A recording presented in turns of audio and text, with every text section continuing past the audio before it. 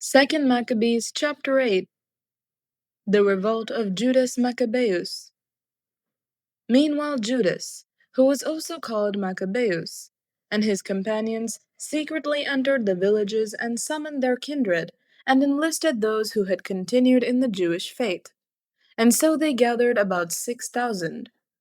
They implored the Lord to look upon the people who were oppressed by all, and to have pity on the temple that had been profaned by the godless, to have mercy on the city that was being destroyed and about to be leveled to the ground, to hearken to the blood that cried out to him, to remember also the lawless destruction of the innocent babies and the blasphemies committed against his name, and to show his hatred of evil.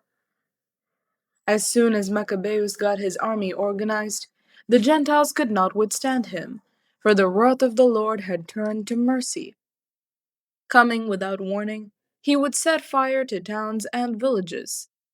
He captured strategic positions and put to flight not a few of the enemy. He found the nights most advantageous for such attacks, and talk of his valor spread everywhere. When Philip saw that the man was gaining ground little by little, and that he was pushing ahead with more frequent successes, he wrote to Ptolemy, the governor of Cilicia and Phoenicia, to come to aid the king's government. Then Ptolemy promptly appointed Nicanor, son of Patroclus, one of the king's chief friends, and sent him, in command of no fewer than 20,000 Gentiles of all nations, to wipe out the whole race of Judea. He associated him with Gorgias, a general and a man of experience in military service. Nicanor determined to make up for the king the tribute to the Romans, 2,000 talents, by selling the captured Jews into slavery. So he immediately sent to the towns on the sea coast, inviting them to buy Jewish slaves and promising to hand over 90 slaves for a talent, not expecting the judgment from the Almighty that was about to overtake him. Preparation for battle. Word came to Judas concerning Nicanor's invasion, and when he told his companions of the arrival of the army, those who were cowardly and distrustful of God's justice ran off and got away. Others sold all their remaining property, and at the same time implored the Lord to rescue those who had been sold by the ungodly Nicanor before he ever met them, if not for their sake, then for the sake of the covenants made with their ancestors, because he had called them by his holy and glorious name. But Maccabeus gathered his forces together, to the number 6,000, and exhorted them not to be frightened by the enemy, and not to fear the great multitude of Gentiles who were wickedly coming against them, but to fight nobly, keeping before their eyes the lawless outrage that the Gentiles had committed against the holy place, and the torture of the derided city, and besides, the overthrow of their ancestral way of life. For they trust to arms and acts of daring, he said, but we trust in the Almighty God, who is able with a single nod to strike down those who are coming against us, and even, if necessary, the whole world. Moreover, he told them of the occasions when help came to their ancestors, how, in the time of Sennacherib, when 185,000 perished, and the time of the battle against the Galatians took place in Babylonia, when 8,000 Jews fought along with 4,000 Macedonians. Yet when the Macedonians were hard pressed, the 8,000, by the help that came to them from heaven, destroyed 120,000 Galatians and took a great amount of booty. Judas defeats Nicanor. With these words he filled them with courage and made them ready to die for their laws and their country. Then he divided his army into 4 parts.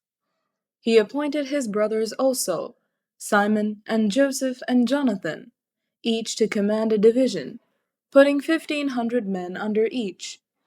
Besides, he appointed Eleazar to read aloud from the holy book, and gave the watchword, "The help of God."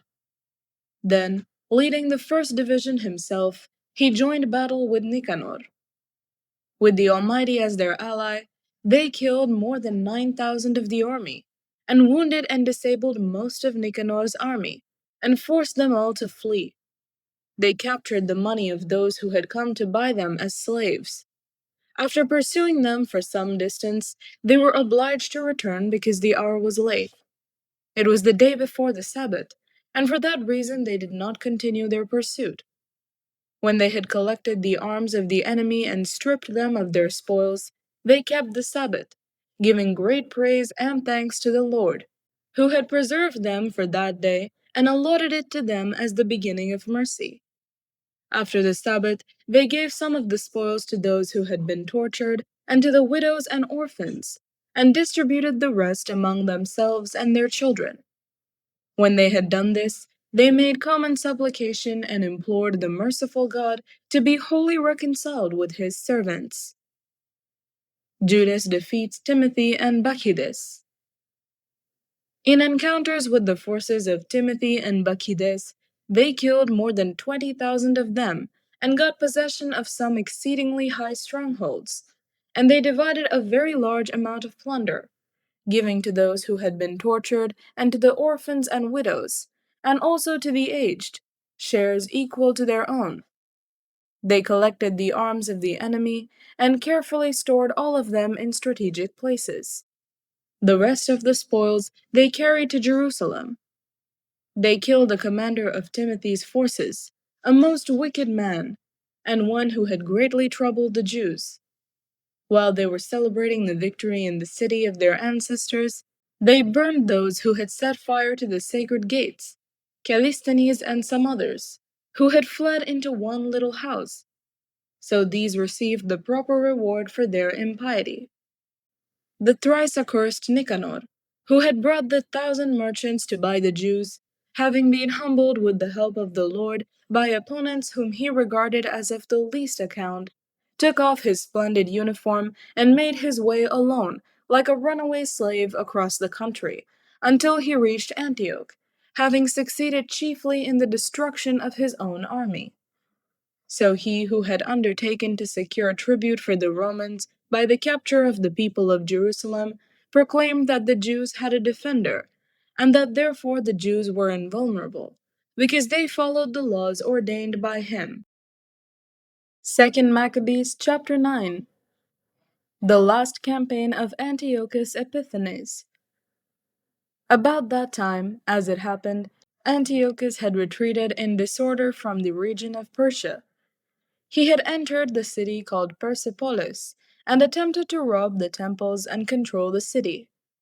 Therefore, the people rushed to the rescue with arms, and Antiochus and his army were defeated, with the result that Antiochus was put to flight by the inhabitants and beat a shameful retreat.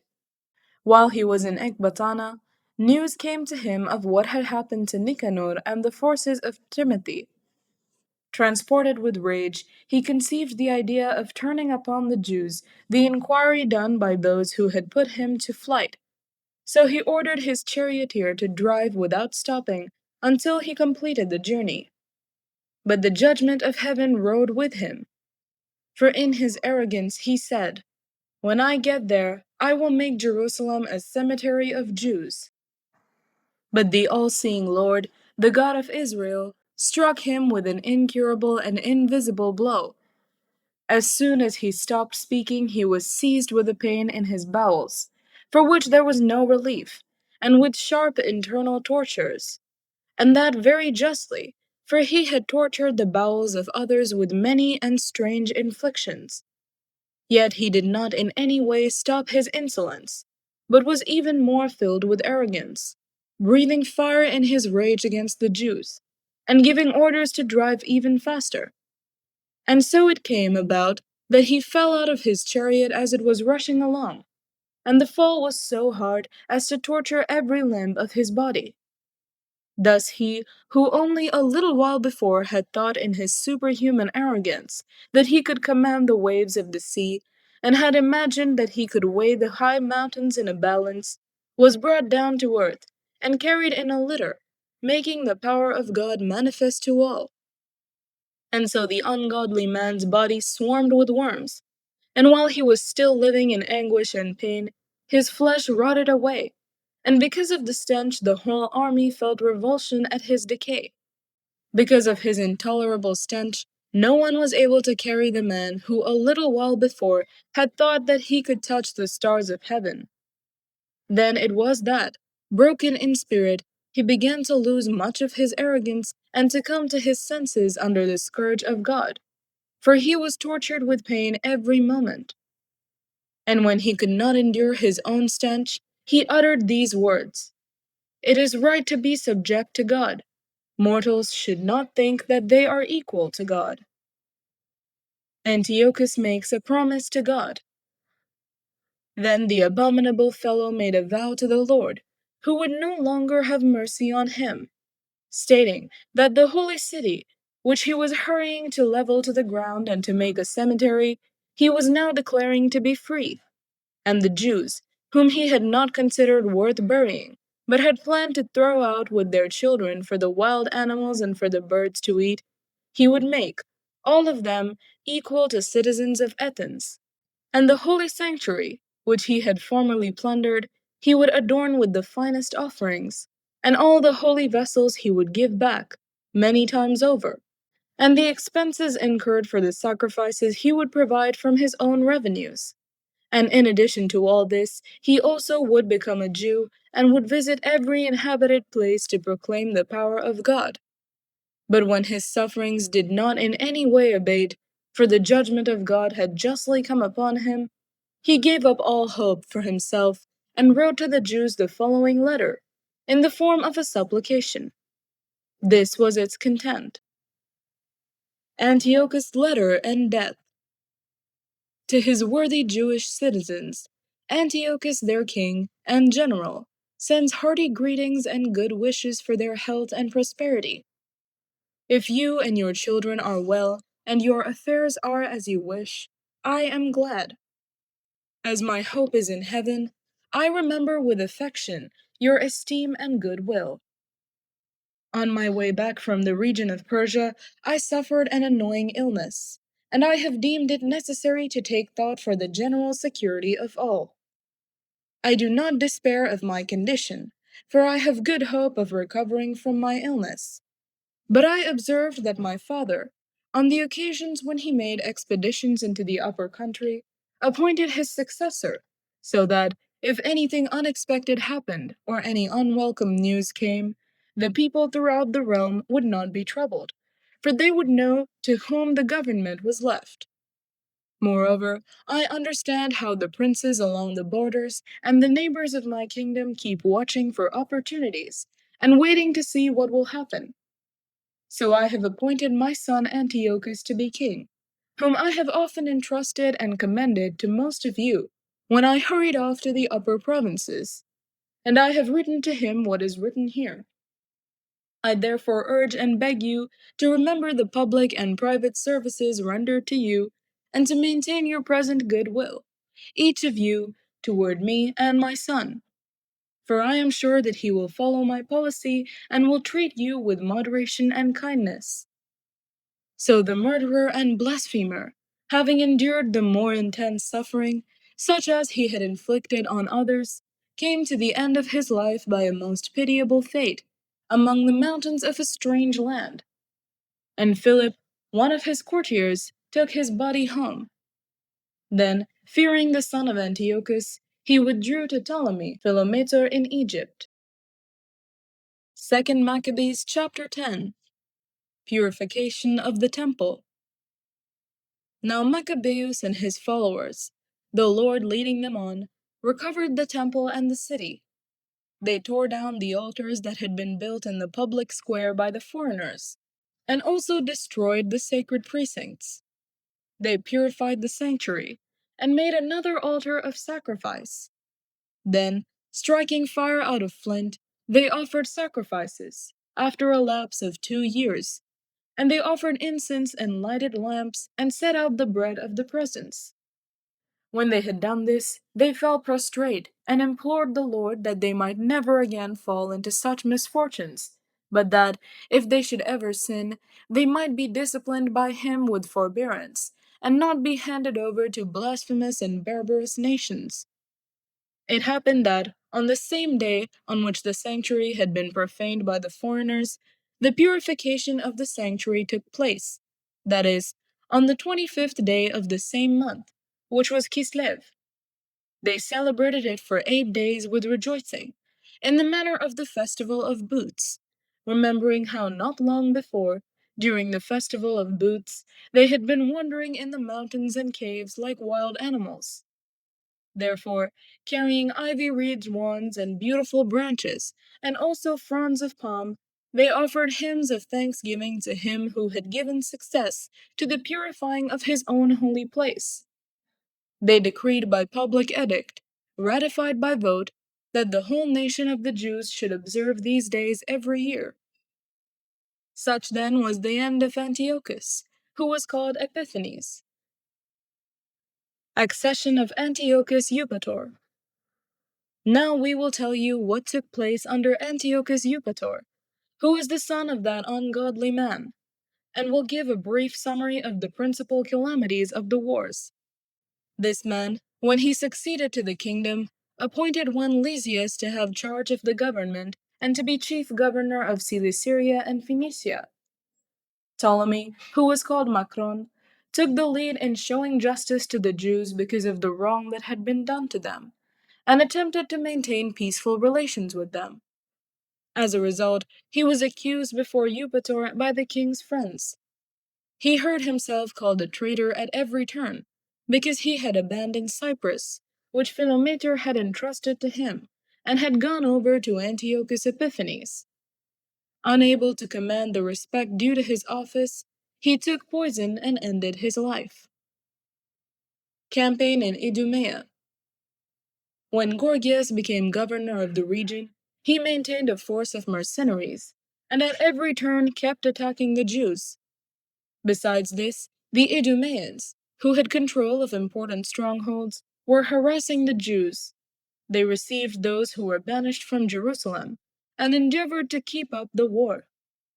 But Maccabeus and his forces, after making solemn supplication and imploring God to fight on their side, rushed to the strongholds of the Idumeans. Attacking them vigorously, they gained possession of the places, and beat off all who fought upon the wall, and slaughtered those whom they encountered, killing no fewer than 20,000. When at least 9,000 took refuge in two very strong towers, well equipped to withstand a siege, Maccabeus left Simon and Joseph, and also Zacchaeus and his troops, a force sufficient to besiege them, and he himself set off for places where he was more urgently needed. But those with Simon, who were money-hungry, were bribed by some of those who were in the towers, and on receiving 70,000 drachmas, let some of them slip away. When the word of what had happened came to Maccabeus, he gathered the leaders of the people and accused these men of having sold their kindred for money by setting their enemies free to fight against them. Then he killed these men who had turned traitor, and immediately captured the two towers. Having success at arms in everything he undertook, he destroyed more than 20,000 in the two strongholds. Judas defeats Timothy. Now Timothy, who had been defeated by the Jews before, gathered a tremendous force of mercenaries and collected the cavalry from Asia in no small number. He came on, intending to take Judea by storm. As he drew near, Maccabeus and his men sprinkled dust on their heads and girded their loins with sackcloth, in supplication to God. Falling upon the steps before the altar, they implored him to be gracious to them, and to be an enemy to their enemies, and an adversary to their adversaries, as the law declares. And rising from their prayer, they took up their arms and advanced a considerable distance from the city, and when they came near the enemy halted. Just as dawn was breaking, the two armies joined battle, the one having as pledge of success and victory not only their valor, but also their reliance on the Lord, while the other made rage their leader in the fight. When the battle became fierce, there appeared to the enemy from heaven 5 resplendent men on horses, with golden bridles, and they were leading the Jews. Two of them took Maccabeus between them, and shielding him with their own armor and weapons, they kept him from being wounded. They showered arrows and thunderbolts on the enemy, so that confused and blinded, they were thrown into disorder and cut to pieces. 20,500 were slaughtered, besides 600 cavalry. Timothy himself fled to a stronghold called Gazada, especially well garrisoned, where Kyrias was commander. Then Maccabeus and his men were glad, and they besieged the fort for 4 days. The men within, relying on the strength of the place, kept blaspheming terribly and uttering wicked words. But at dawn of the 5th day, 20 young men in the army of Maccabeus, fired with anger because of the blasphemies, bravely stormed the wall and with savage fury cut down everyone they met. Others who came up in the same way wheeled around against the defenders and set fire to the towers. They kindled fires and burned the blasphemers alive. Others broke open the gates and let in the rest of the force, and they occupied the city. They killed Timothy, who was hiding in a cistern, and his brother Kyrias, and Apollophanes. When they had accomplished these things, with hymns and thanksgivings, they blessed the Lord who shows great kindness to Israel and gives them victory. 2 Maccabees chapter 11. Lysias besieges Bethsur. Very soon after this, Lysias, the king's guardian and kinsman, who was in charge of the government, being vexed at what had happened, gathered about 80,000 infantry and all his cavalry and came against the Jews. He intended to make the city a home for Greeks, and to levy tribute on the temple as he did on the sacred places of the other nations, and to put up the high priesthood for sale every year. He took no account whatever of the power of God, but was elated with his 10,000s of infantry, and his thousands of cavalry, and his 80 elephants. Invading Judea, he approached Bethzur, which was a fortified place about 5 stadia from Jerusalem, and pressed it hard. When Maccabeus and his men got word that Lysias was besieging the strongholds, they and all the people, with lamentations and tears, prayed the Lord to send a good angel to save Israel. Maccabeus himself was the first to take up arms, and he urged the others to risk their lives with him to aid their kindred. Then they eagerly rushed off together. And there, while they were still near Jerusalem, a horseman appeared at their head, clothed in white and brandishing weapons of gold. And together they all praised the merciful God, and were strengthened in heart, ready to assail not only humans, but the wildest animals or walls of iron. They advanced in battle order, having their heavenly ally, for the Lord had mercy on them. They hurled themselves like lions against the enemy, and laid low 11,000 of them and 1,600 cavalry, and forced all the rest to flee. Most of them got away stripped and wounded, and Lysias himself escaped by disgraceful flight. Lysias makes peace with the Jews. As he was not without intelligence, he pondered over the defeat that had befallen him, and realized that the Hebrews were invincible because the mighty God fought on their side. So he sent to them and persuaded them to settle everything on just terms, promising that he would persuade the king, constraining him to be their friend. Maccabeus, having regard for the common good, agreed to all that Lysias urged. For the king granted every request in behalf of the Jews which Maccabeus delivered to Lysias in writing. The letter written to the Jews by Lysias was to this effect: Lysias to the people of the Jews, greetings. John and Absalom, who were sent by you, have delivered your signed communication and have asked about the matters indicated in it. I have informed the king of everything that needed to be brought before him, and he has agreed to what was possible. If you will maintain your goodwill toward the government, I will endeavor in the future to help promote your welfare. And concerning such matters and their details, I have ordered these men and my representatives to confer with you. Farewell. the 148th year, this Corinthians 24th. The king's letter ran thus: King Antiochus to his brother Lysias, greetings. Now that our father has gone on to the gods, we desire that the subjects of the kingdom be undisturbed in caring for their own affairs. We have heard that the Jews do not consent to our father's change to Greek customs, but prefer their own way of living and ask that their own customs be allowed them. Accordingly, since we choose that this nation also should be free from disturbance, our decision is that their temple be restored to them, and that they shall live according to the customs of their ancestors. You will do well, therefore, to send word to them and give them pledges of friendship, so that they may know our policy and be of good cheer, and go on happily in the conduct of their own affairs. To the nation the king's letter was as follows: King Antiochus to the Senate of the Jews and to the other Jews, greetings. If you are well, it is as we desire. We also are in good health. Menelaus has informed us that you wish to return home and look after your own affairs. Therefore, those who go home by the 30th of Xanthicus will have our pledge of friendship and full permission for the Jews to enjoy their own food and laws, just as formerly, and none of them shall be molested in any way for what may have been done in ignorance. And I have also sent Menelaus to encourage you. Farewell. The 148th year, Xanthicus 15th. The Romans also sent them a letter, which read thus: Quintus Memmius and Titus Manius, envoys of the Romans, to the people of the Jews, greetings. With regard to what Lysias the kinsman of the king has granted you, we also give consent.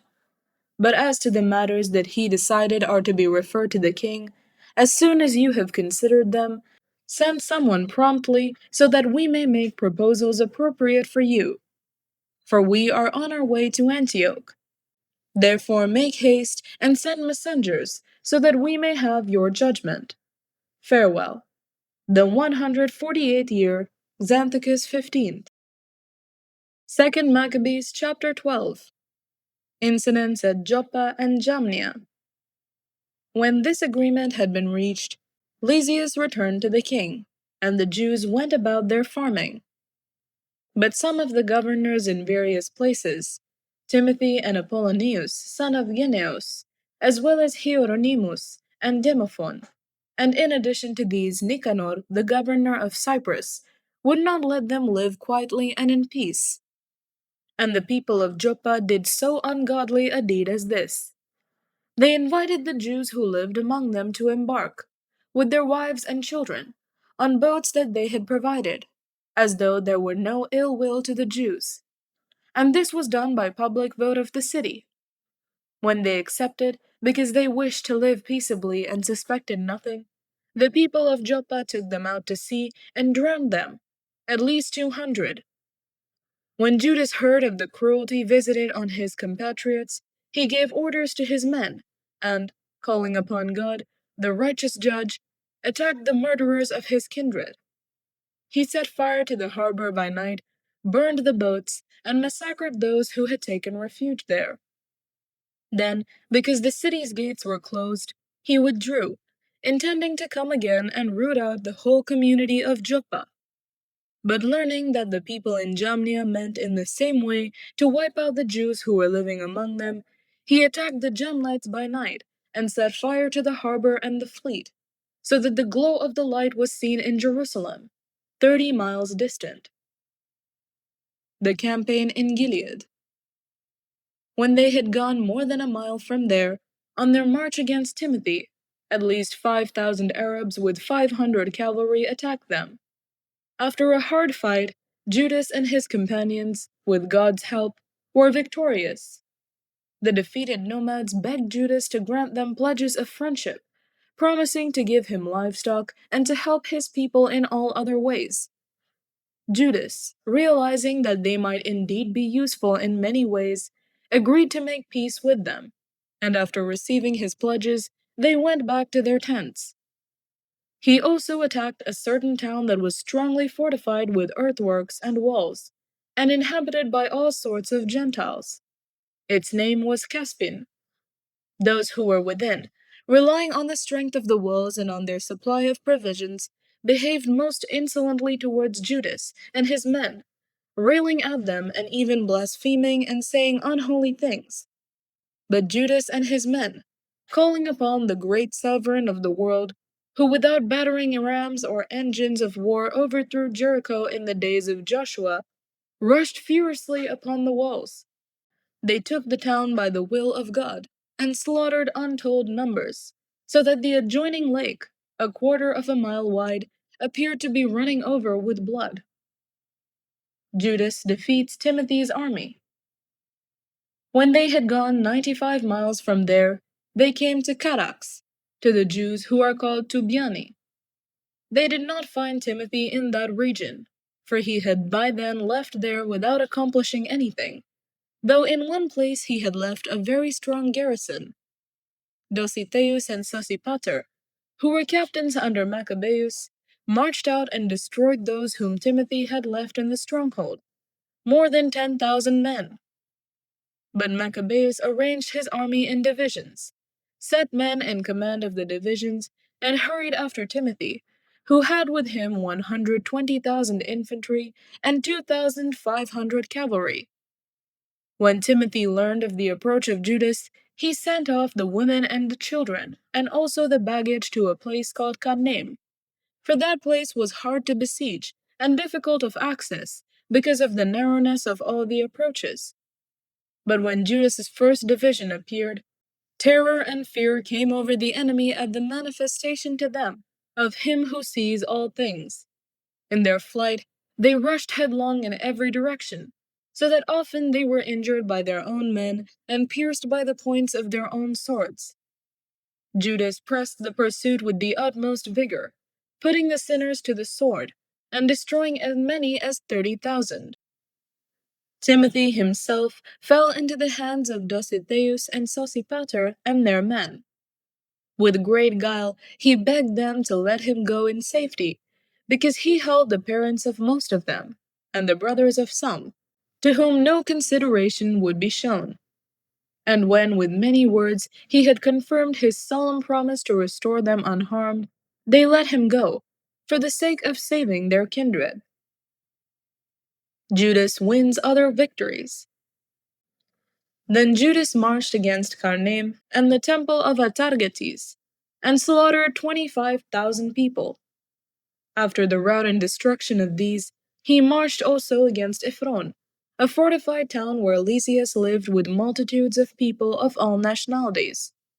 Stalwart young men took their stand before the walls and made a vigorous defense, and great stores of war engines and missiles were there. But the Jews called upon the sovereign, who with power shatters the might of his enemies, and they got the town into their hands, and killed as many as 25,000 of those who were in it. Setting out from there, they hastened to Scythopolis, which is 75 miles from Jerusalem. But when the Jews who lived there bore witness to the goodwill that the people of Scythopolis had shown them, and their kind treatment of them in times of misfortune, they thanked them and exhorted them to be well disposed to their ways in the future also. Then they went up to Jerusalem, as the festival of weeks was close at hand. Judas defeats Gorgias. After the festival called Pentecost, they hurried against Gorgias, the governor of Idumea, who came out with 3,000 infantry and 400 cavalry. When they joined battle, it happened that a few of the Jews fell.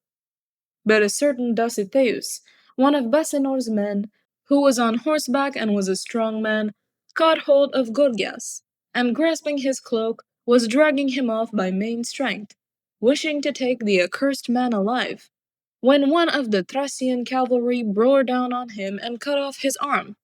So Gorgias escaped and reached Marissa. As Esdras and his men had been fighting for a long time and were weary, Judas called upon the Lord to show himself their ally and leader in the battle. In the language of their ancestors, he raised the battle cry, with hymns. Then he charged against Gorgias's troops when they were not expecting it and put them to flight. Prayers for those killed in battle. Then Judas assembled his army and went to the city of Adullam. As the seventh day was coming on, they purified themselves according to the custom, and kept the Sabbath there. On the next day, as had now become necessary, Judas and his men went to take up the bodies of the fallen and to bring them back to lie with their kindred in the sepulchres of their ancestors. Then under the tunic of each one of the dead they found sacred tokens of the idols of Jamnia, which the law forbids the Jews to wear. And it became clear to all that this was the reason these men had fallen. So they all blessed the ways of the Lord, the righteous judge who reveals the things that are hidden. And they turned to supplication, praying that the sin that had been committed might be wholly blotted out. The noble Judas exhorted the people to keep themselves free from sin, for they had seen with their own eyes what had happened as the result of the sin of those who had fallen. He also took up a collection, man by man, to the amount of 2,000 drachmas of silver, and sent it to Jerusalem to provide for a sin offering. In doing this, he acted very well and honorably, taking account of the resurrection.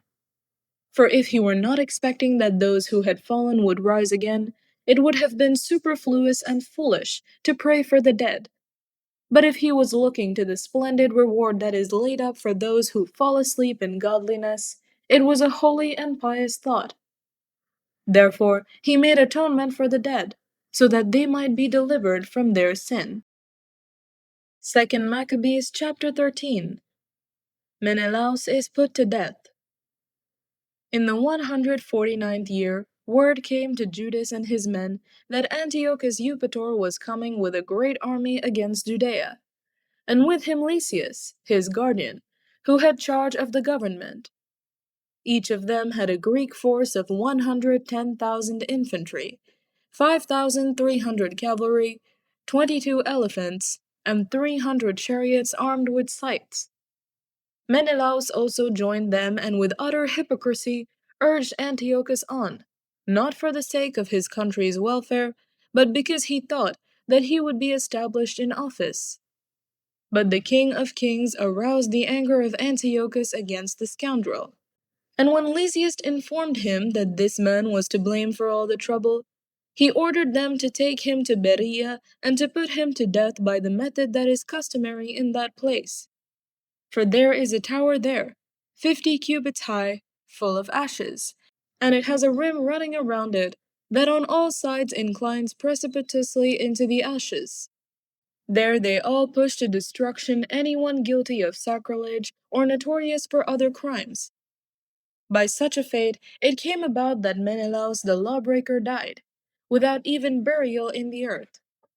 And this was eminently just, because he had committed many sins against the altar whose fire and ashes were holy. He met his death in ashes. A battle near the city of Modane. The king with barbarous arrogance was coming to show the Jews things far worse than those that had been done in his father's time. But when Judas heard of this, he ordered the people to call upon the Lord day and night, now if ever, to help those who were on the point of being deprived of the law and their country and the holy temple, and not to let the people who had just begun to revive fall into the hands of the blasphemous Gentiles. When they had all joined in the same petition and had implored the merciful Lord with weeping and fasting and lying prostrate for 3 days without ceasing, Judas exhorted them and ordered them to stand ready. After consulting privately with the elders, he determined to march out and decide the matter by the help of God before the king's army could enter Judea and get possession of the city. So, committing the decision to the Creator of the world and exhorting his troops to fight bravely to the death for the laws, temple, city, country, and commonwealth, he pitched his camp near Modane. He gave his troops the watchword, God's victory, and with a picked force of the bravest young men, he attacked the king's pavilion at night and killed as many as 2,000 men in the camp.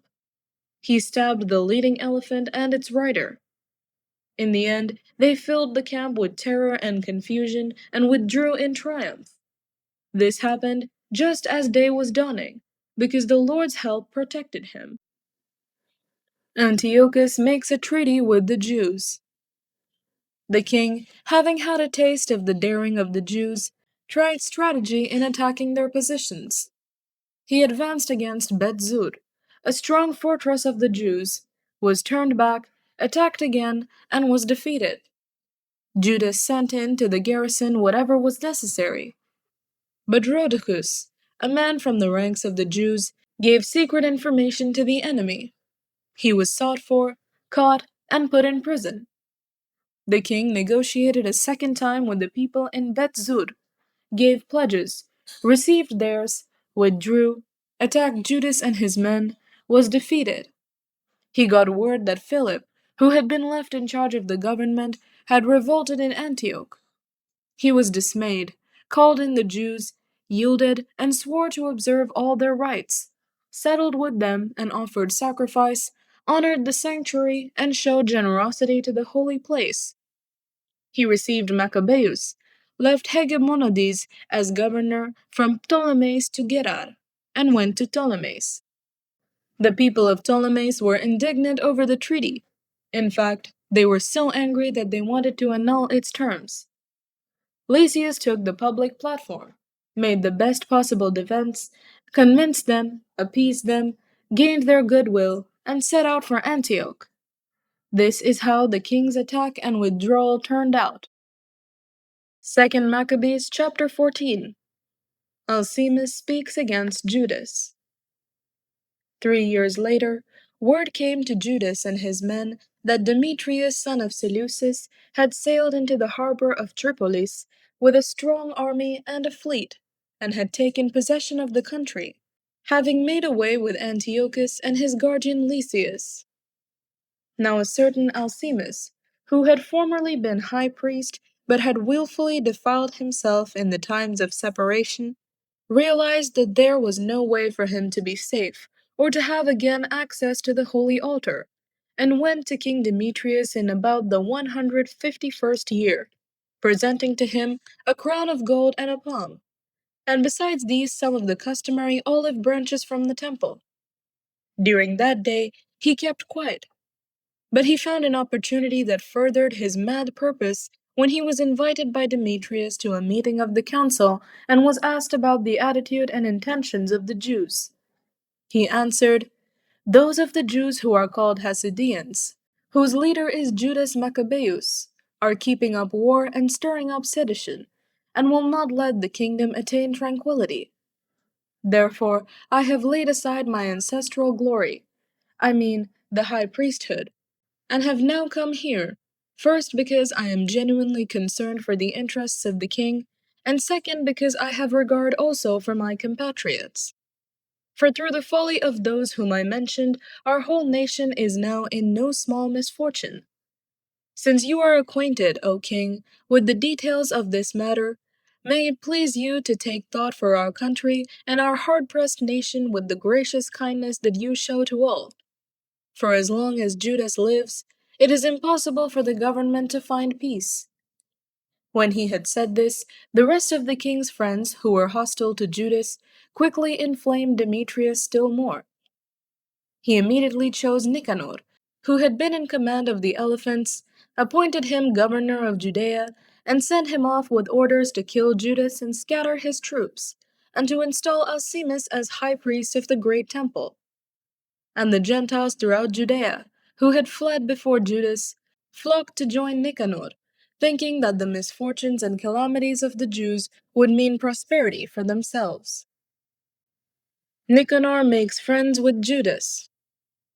When the Jews heard of Nicanor's coming and the gathering of the Gentiles, they sprinkled dust on their heads and prayed to him who established his own people forever and always upholds his own heritage by manifesting himself. At the command of the leader, they set out from there immediately and engaged them in battle at a village called Desau. Simon, the brother of Judas, had encountered Nicanor, but had been temporarily checked because of the sudden consternation created by the enemy. Nevertheless, Nicanor, hearing of the valor of Judas and his troops and their courage in battle for their country, shrank from deciding the issue by bloodshed. Therefore, he sent Posidonius, Theodotus, and Mattathias to give and receive pledges of friendship. When the terms had been fully considered, and the leader had informed the people, and it had appeared that they were of one mind, they agreed to the covenant. The leaders set a day on which to meet by themselves. A chariot came forward from each army. Seats of honor were set in place. Judas posted armed men in readiness at key places to prevent sudden treachery on the part of the army. So they duly held the consultation. Nicanor stayed on in Jerusalem and did nothing out of the way, but dismissed the flocks of the people that had gathered. And he kept Judas always in his presence. He was warmly attached to the man. He urged him to marry and have children. So Judas married, settled down, and shared the common life. Nicanor turns against Judas. But when Alcimus noticed their goodwill for one another, he took the covenant that had been made and went to Demetrius. He told him that Nicanor was disloyal to the government, since he had appointed that conspirator against the kingdom, Judas, to be his successor. The king became excited, and provoked by the false accusations of that depraved man, wrote to Nicanor, stating that he was displeased with the covenant and commanding him to send Maccabeus to Antioch as a prisoner without delay. When this message came to Nicanor, he was troubled and grieved that he had to annul their agreement when the man had done no wrong. Since it was not possible to oppose the king, he watched for an opportunity to accomplish this by a stratagem. But Maccabeus, noticing that Nicanor was more austere in his dealings with him and was meeting him more rudely than had been his custom, concluded that his austerity did not spring from the best motives. So he gathered not a few of his men and went into hiding from Nicanor. When the latter became aware that he had been cleverly outwitted by the man, he went to the great and holy temple, while the priests were offering the customary sacrifices, and commanded them to hand the man over. When they declared an oath that they did not know where the man was whom he wanted, he stretched out his right hand toward the sanctuary and swore this oath: "If you do not hand Judas over to me as a prisoner, I will level this shrine of God to the ground and tear down the altar, and build here a splendid temple to Dionysus." Having said this, he went away. Then the priests stretched out their hands toward heaven and called upon the constant defender of our nation, in these words: "O Lord of all, though you have need of nothing, you were pleased that there should be a temple for your habitation among us. So now, O Holy One, Lord of all holiness, keep undefiled forever this house that has been so recently purified." Razis dies for his country. A certain Razis, one of the elders of Jerusalem, was denounced to Nicanor as a man who loved his compatriots and was very well thought of, and for his goodwill was called Father of the Jews. In former times, when there was no mingling with the Gentiles, he had been accused of Judaism, and he had most zealously risked body and life for Judaism. Nicanor, wishing to exhibit the enmity that he had for the Jews, sent more than 500 soldiers to arrest him, for he thought that by arresting him he would do them an injury. When the troops were about to capture the tower and were forcing the door of the courtyard, they ordered that fire be brought and the doors be burned. Being surrounded, Razis fell upon his own sword, preferring to die nobly rather than to fall into the hands of sinners and suffer outrages unworthy of his noble birth. But in the heat of the struggle he did not hit exactly, and the crowd was now rushing in through the doors. He courageously ran up on the wall and bravely threw himself down into the crowd. But as they quickly drew back, a space opened and he fell in the middle of the empty space. Still alive and aflame with anger, he rose, and though his blood gushed forth and his wounds were severe, he ran through the crowd, and standing upon a steep rock, With his blood now completely drained from him, he tore out his entrails, took them in both hands, and hurled them at the crowd, calling upon the Lord of life and spirit to give them back to him again. This was the manner of his death. 2 Maccabees chapter 15. Nicanor's arrogance. When Nicanor heard that Judas and his troops were in the region of Samaria, he made plans to attack them with complete safety on the day of rest. When the Jews who were compelled to follow him said, "Do not destroy so savagely and barbarously, but show respect for the day that he who sees all things has honored and hallowed above other days," the thrice accursed wretch asked if there were a sovereign in heaven who had commanded the keeping of the Sabbath day. When they declared, "It is the living Lord himself, who ordered us to observe the seventh day," he replied, "But I am a sovereign also, on earth, and I command you to take up arms and finish the king's business." Nevertheless, he did not succeed in carrying out his abominable design. Judas prepares the Jews for battle. This Nicanor, in his utter boastfulness and arrogance, had determined to erect a public monument of victory over Judas and his forces. But Maccabeus did not cease to trust with all confidence that he would get help from the Lord. He exhorted his troops not to fear the attack of the Gentiles, but to keep in mind the former times when help had come to them from heaven, and so to look for the victory that the Almighty would give them. Encouraging them from the law and the prophets, and reminding them also of the struggles they had won, he made them the more eager. When he had aroused their courage, he issued his orders, at the same time pointing out the perfidy of the Gentiles and their violation of oaths. He armed each of them not so much with confidence in shields and spears as with the inspiration of brave words, and he cheered them all by relating a dream, a sort of vision, which was worthy of belief. What he saw was this: Onias, who had been high priest, a noble and good man, of modest bearing and gentle manner, one who spoke fittingly and had been trained from childhood in all that belongs to excellence, was praying with outstretched hands for the whole body of the Jews. Then in the same fashion another appeared, distinguished by his gray hair and dignity, and of marvelous majesty and authority. And Onias spoke, saying, "This is a man who loves the family of Israel and prays much for the people and the holy city. Jeremiah, the prophet of God." Jeremiah stretched out his right hand and gave to Judas a golden sword, and as he gave it he addressed him thus: "Take this holy sword, a gift from God, with which you will strike down your adversaries."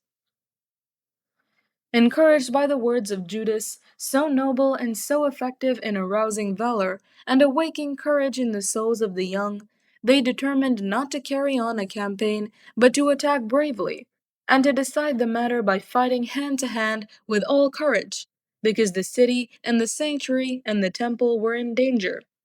Their concern for wives and children, and also for brothers and sisters and relatives, lay upon them less heavily. Their greatest and first fear was for the consecrated sanctuary, and those who had to remain in the city were in no little distress, being anxious over the encounter in the open country.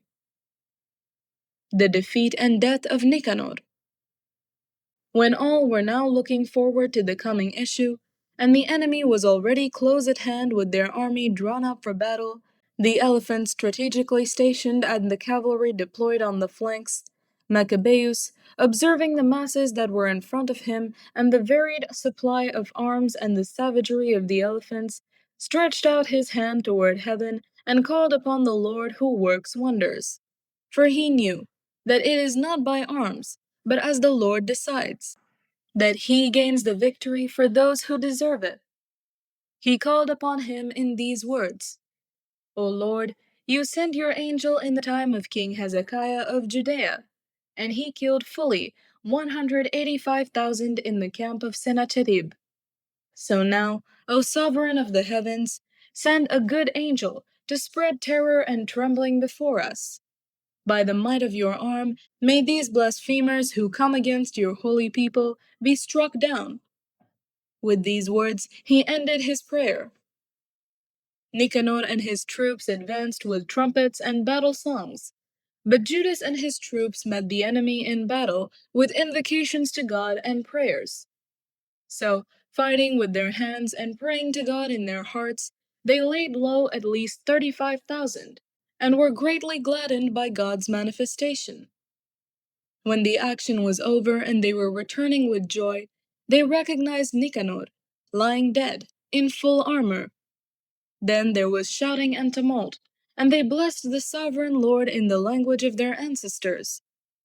Then the man who was ever in body and soul the defender of his people, the man who maintained his youthful goodwill toward his compatriots, ordered them to cut off Nicanor's head and arm and carry them to Jerusalem. When he arrived there and had called his compatriots together and stationed the priests before the altar, he sent for those who were in the citadel. He showed them the vile Nicanor's head and that profane man's arm, which had been boastfully stretched out against the holy house of the Almighty. He cut out the tongue of the ungodly Nicanor and said that he would feed it piecemeal to the birds, and would hang up these rewards of his folly opposite the sanctuary. And they all, looking to heaven, blessed the Lord who had manifested himself, saying, "Blessed is he who has kept his own place undefiled." Judas hung Nicanor's head from the citadel, a clear and conspicuous sign to everyone of the help of the Lord. And they all decreed by public vote never to let this day go unobserved, but to celebrate the 13th day of the 12th month, which is called Adar in the Aramaic language, the day before Mordecai's day. This, then, is how matters turned out with Nicanor, and from that time the city has been in the possession of the Hebrews. So I will here end my story. The compiler's epilogue. If it is well told and to the point, that is what I myself desired. If it is poorly done and mediocre, that was the best I could do. For just as it is harmful to drink wine alone, or again, to drink water alone, while wine mixed with water is sweet and delicious, and enhances one's enjoyment, so also the style of the story delights the ears of those who read the work. And here will be the end. Wisdom chapter 16. Therefore those people were deservedly punished through such creatures, and were tormented by a multitude of animals. Instead of this punishment, you showed kindness to your people, and you prepared quails to eat, a delicacy to satisfy the desire of appetite, in order that those people, when they desired food, might lose the least remnant of appetite because of the odious creatures sent to them, while your people, after suffering want a short time, might partake of delicacy. For it was necessary that upon those oppressors inescapable want should come, while to these others it was merely shown how their enemies were being tormented. For when the terrible rage of wild animals came upon your people, and they were being destroyed by the bites of writhing serpents, your wrath did not continue to the end. They were troubled for a little while as a warning, and received a symbol of deliverance to remind them of your law's command. For the one who turned toward it was saved, not by the thing that was beheld, but by you, the Savior of all. And by this you also convinced our enemies that it is you who deliver from every evil.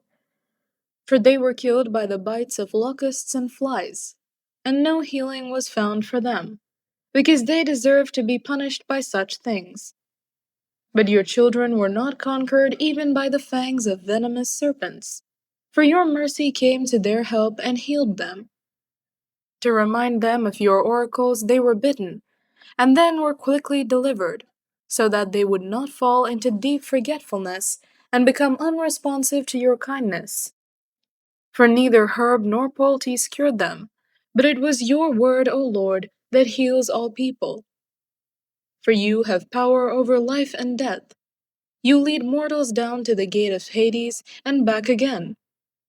A person in wickedness kills another, but cannot bring back the departed spirit or set free the imprisoned soul.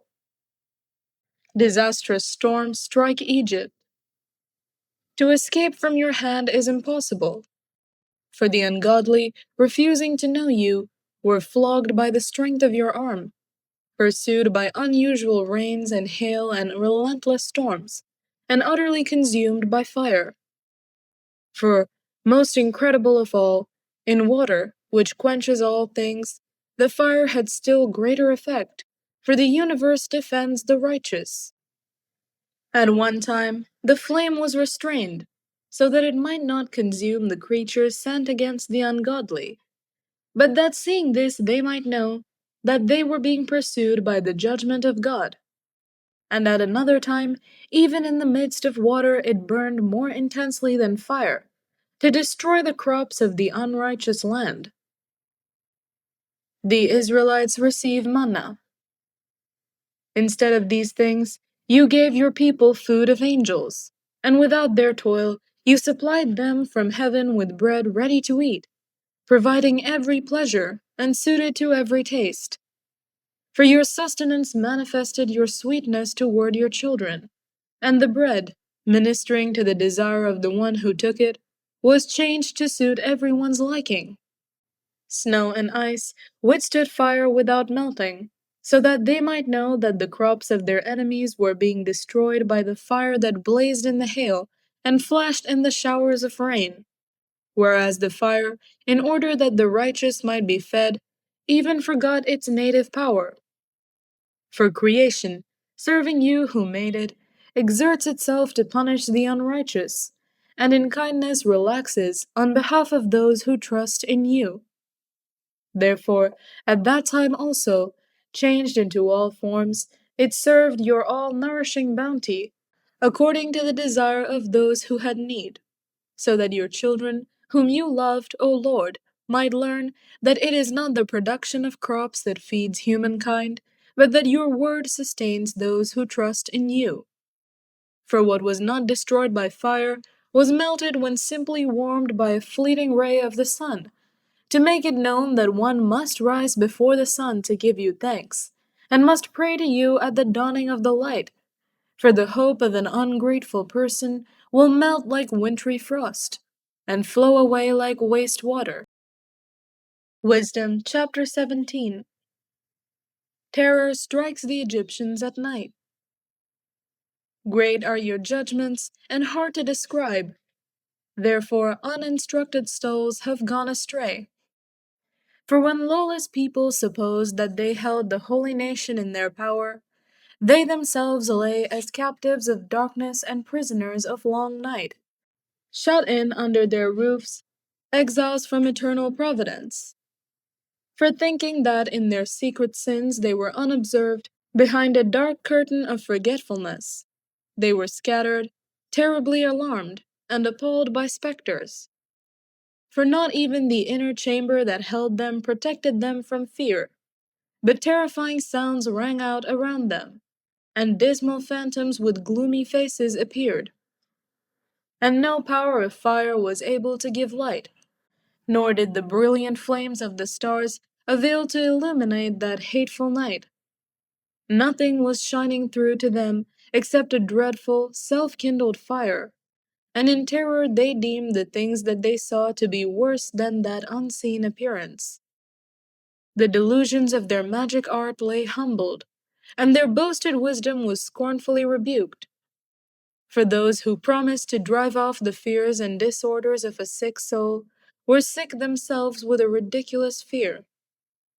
For even if nothing disturbing frightened them, yet, scared by the passing of wild animals and the hissing of snakes, they perished in trembling fear, refusing to look even at the air, though it nowhere could be avoided. For wickedness is a cowardly thing, condemned by its own testimony. Distressed by conscience, it has always exaggerated the difficulties.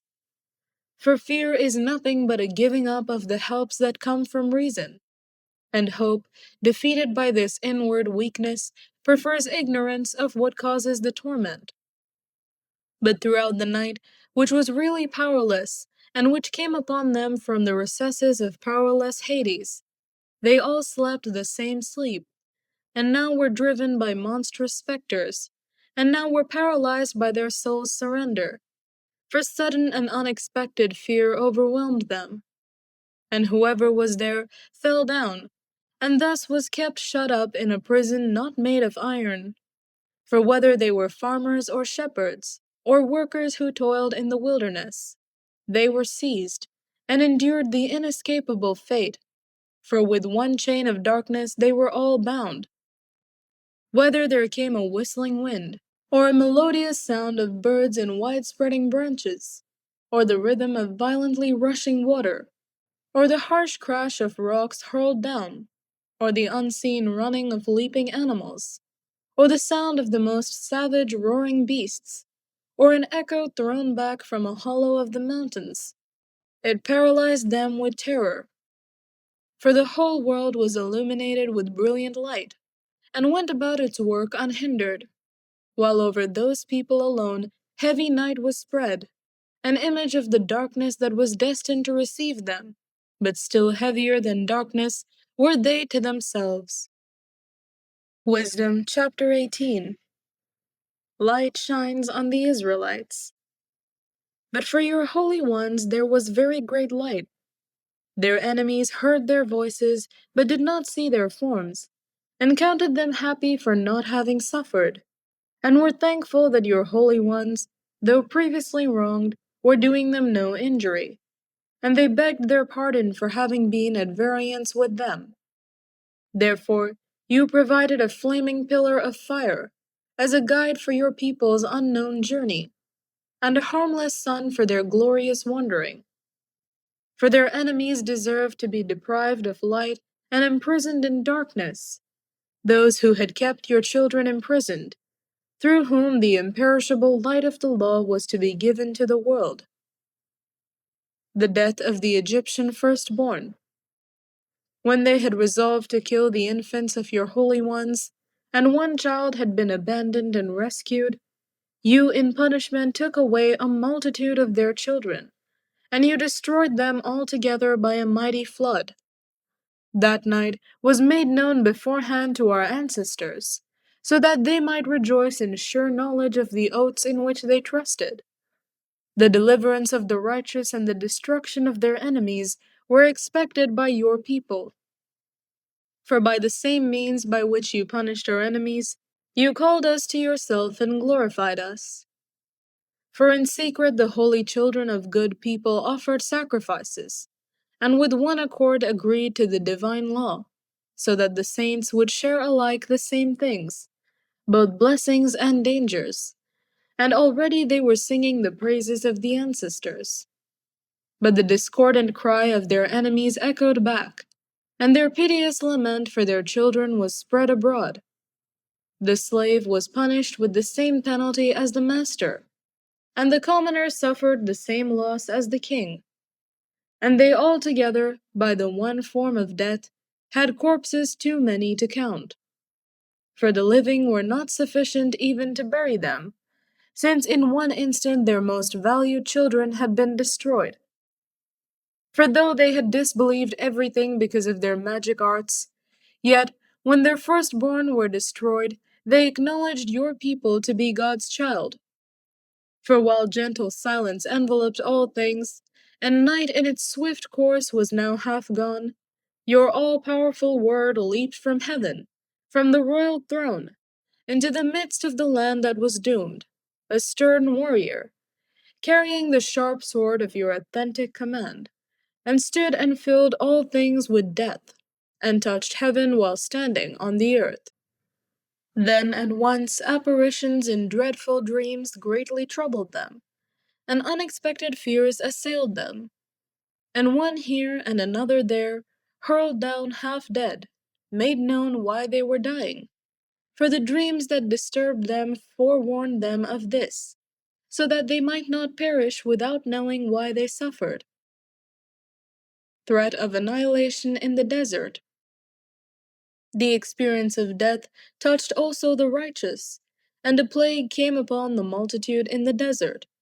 But the wrath did not long continue, for a blameless man was quick to act as their champion.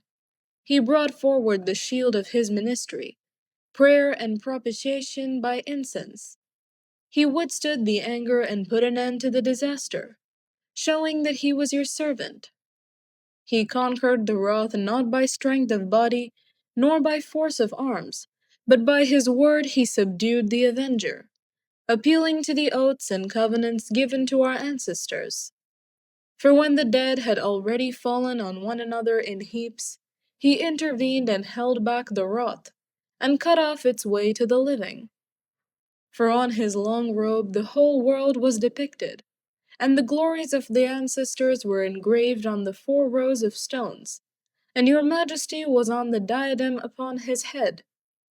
To these the destroyer yielded, these he feared, for merely to test the wrath was enough. Wisdom chapter 19. The Red Sea. But the ungodly were assailed to the end by pitiless anger, for God knew in advance even their future actions. How, though they themselves had permitted your people to depart, and hastily sent them out, they would change their minds and pursue them. For while they were still engaged in mourning, and were lamenting at the graves of their dead, they reached another foolish decision, and pursued as fugitives those whom they had begged and compelled to leave. For the fate they deserved drew them on to this end, and made them forget what had happened, in order that they might fill up the punishment that their torments still lack, and that your people might experience an incredible journey, but they themselves might meet a strange death. God guides and protects his people. For the whole creation in its nature was fashioned anew, complying with your commands, so that your children might be kept unharmed. The cloud was seen overshadowing the camp, and dry land emerging where water had stood before, an unhindered way out of the Red Sea, and a grassy plain out of the raging waves, where those protected by your hand passed through as one nation, after gazing on marvelous wonders. For they ranged like horses, and leaped like lambs, praising you, O Lord, who delivered them. For they still recalled the events of their sojourn, how instead of producing animals, the earth brought forth gnats, and instead of fish, the river spewed out vast numbers of frogs. Afterward, they saw also a new kind of birds, when desire led them to ask for luxurious food. For, to give them relief, quails came up from the sea. The punishment of the Egyptians. The punishments did not come upon the sinners without prior signs in the violence of thunder, for they justly suffered because of their wicked acts, for they practiced a more bitter hatred of strangers. Others had refused to receive strangers when they came to them, but these made slaves of guests who were their benefactors. And not only so, but, while punishment of some sort will come upon the former for having received strangers with hostility, the latter, having first received them with festal celebrations, afterward afflicted with terrible sufferings those who had already shared the same rites. They were stricken also with loss of sight, just as were those at the door of the righteous man, when, surrounded by yawning darkness, all of them tried to find the way through their own doors. A new harmony in nature. For the elements changed places with one another, as on a harp the notes vary the nature of the rhythm, while each note remains the same. This may be clearly inferred from the sight of what took place. For land animals were transformed into water creatures, and creatures that swim moved over to the land. Fire, even in water, retained its normal power, and water forgot its fire-quenching nature. Flames, on the contrary, failed to consume the flesh of perishable creatures that walked among them, nor did they melt the crystalline, quick-melting kind of heavenly food. Conclusion. For in everything, O Lord, you have exalted and glorified your people, and you have not neglected to help them at all times and in all places. 1 Corinthians chapter 9. The rights of an apostle. Am I not free? Am I not an apostle? Have I not seen Jesus our Lord? Are you not my work in the Lord? If I am not an apostle to others, at least I am to you, for you are the seal of my apostleship in the Lord. This is my defense to those who would examine me. Do we not have the right to our food and drink? Do we not have the right to be accompanied by a believing wife, as do the other apostles and the brothers of the Lord and Cephas? Or is it only Barnabas and I who have no right to refrain from working for a living? Who at any time pays the expenses for doing military service? Who plants a vineyard and does not eat any of its fruit? Or who tends a flock and does not get any of its milk? Do I say this on human authority? Does not the law also say the same? For it is written in the law of Moses, "You shall not muzzle an ox while it is treading out the grain." Is it for oxen that God is concerned? Or does he not speak entirely for our sake? It was indeed written for our sake. For whoever plows should plow in hope, and whoever threshes should thresh in hope of a share in the crop. If we have sown spiritual good among you, is it too much if we reap your material benefits? If others share this rightful claim on you, do not we still more? Nevertheless, we have not made use of this right, but we endure anything rather than put an obstacle in the way of the gospel of Christ. Do you not know that those who are employed in the temple service get their food from the temple, and those who serve at the altar share in what is sacrificed on the altar? In the same way, the Lord commanded that those who proclaim the gospel should get their living by the gospel. But I have made no use of any of these rights, nor am I writing this so that they may be applied in my case. Indeed, I would rather die than that. No one will deprive me of my ground for boasting. If I proclaim the gospel, this gives me no ground for boasting, for an obligation is laid on me, and woe to me if I do not proclaim the gospel. For if I do this of my own will, I have a reward. But if not of my own will, I am entrusted with a commission. What then is my reward? Just this, that in my proclamation I may make the gospel free of charge, so as not to make full use of my rights in the gospel. For though I am free with respect to all, I have made myself a slave to all, so that I might win more of them. To the Jews I became as a Jew, in order to win Jews.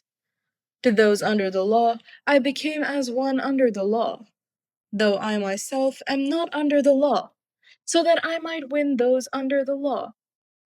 To those outside the law I became as one outside the law, though I am not free from God's law, but am under Christ's law, so that I might win those outside the law.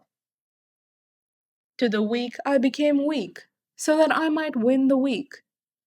I have become all things to all people, that I might by all means save some.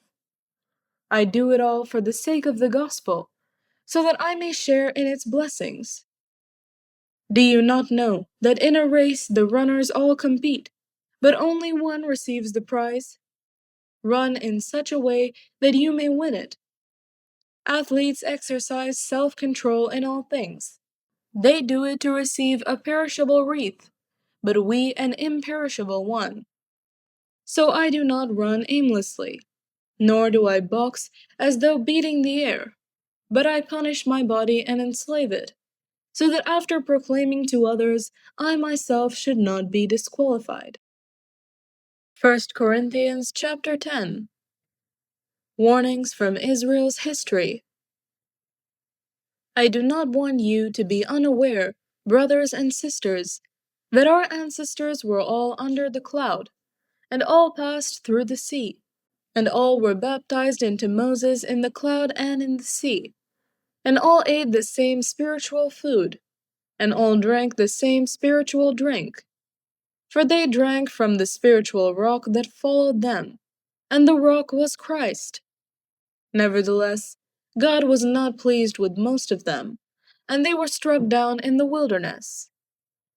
Now these things occurred as examples for us, so that we might not desire evil as they did. Do not become idolaters as some of them did. As it is written, the people sat down to eat and drink, and they rose up to play. We must not indulge in sexual immorality as some of them did, and 23,000 fell in a single day. We must not put Christ to the test, as some of them did, and were destroyed by serpents. And do not complain as some of them did, and were destroyed by the destroyer. These things happened to them to serve as an example, and they were written down to instruct us, on whom the ends of the ages have come. So if you think you are standing, watch out that you do not fall. No testing has overtaken you that is not common to everyone. God is faithful, and He will not let you be tested beyond your strength. But with the testing, He will also provide the way out, so that you may be able to endure it. Therefore, my dear friends, flee from the worship of idols. I speak as to sensible people. Judge for yourselves what I say. The cup of blessing that we bless, is it not a sharing in the blood of Christ? The bread that we break, is it not a sharing in the body of Christ? Because there is one bread, we who are many are one body, for we all partake of the one bread. Consider the people of Israel. Are not those who eat the sacrifices partners in the altar? What do I imply then? That food sacrificed to idols is anything, or that an idol is anything? No, I imply that what pagans sacrifice, they sacrifice to demons and not to God. I do not want you to be partners with demons. You cannot drink the cup of the Lord and the cup of the demons. You cannot partake of the table of the Lord and the table of demons. Or are we provoking the Lord to jealousy? Are we stronger than He? Do all to the glory of God. All things are lawful, but not all things are beneficial. All things are lawful, but not all things build up. Do not seek your own advantage, but that of the other. Eat whatever is sold in the meat market without raising any question on the ground of conscience, for the earth and its fullness are the Lord's. If an unbeliever invites you to a meal and you are disposed to go, eat whatever is set before you without raising any question on the ground of conscience. But if someone says to you, "This has been offered in sacrifice," then do not eat it, out of consideration for the one who informed you and for the sake of conscience. I mean the other's conscience, not your own. For why should my liberty be subject to the judgment of someone else's conscience? If I partake with thankfulness, why should I be denounced because of that for which I give thanks? So, whether you eat or drink, or whatever you do everything for the glory of God. Give no offense to Jews or to Greeks or to the church of God, just as I try to please everyone in everything I do, not seeking my own advantage, but that of many, so that they may be saved.